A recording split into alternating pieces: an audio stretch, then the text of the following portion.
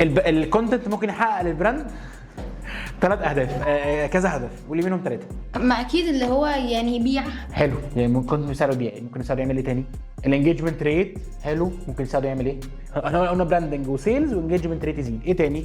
ايوه، يبني علاقه بين الجمهور واطراف سقف اليمنى. اديك النوت ناقصه ولا ايه؟ طيب ليه تحليل المنافسين؟ مش معناه ان احنا نقلدهم. ايوه، لان احنا محتاجين ان احنا نحلل المنافسين علشان خاطر نقدر نطلع الميزه التنافسيه اللي موجوده نقدر ننافس بيها مثلا، وعلشان خاطر نقدر نشوف المشاكل بتاعه الاودينس اللي ما قدرش يحلها واحنا نحلها مثلا.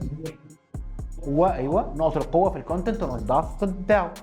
ايه هي مراحل البرين ستورمنج ميثود اللي اسمها ايديا جنريشن بروسيس، ومين صاحب النهج ده، او مين صاحب مؤلف الكتاب اللي طلعنا منه جيمس ويب. جيمس ويب يونغ. مظبوط، تمام. انت عايز 5 مراحل. 5 مراحل. 1 انفورميشن، بعمل لها ايه الانفورميشن؟ بجمع معلومات كتير عن الكابينه داخل عليها يعني.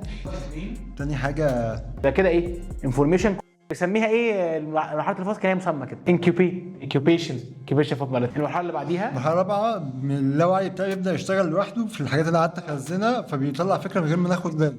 طب فاطمه، في المطلق يعني في نوت ليكي في الاكاديميه، تعالي في اي وقت خديها. خامس مرحله ببدا بقى اشوف الفكره اللي انا هشتغل عليها، وابدا بقى اشتغل عليها برين ستورمنج على قد ما اقدر. طيب سقف مصطفى.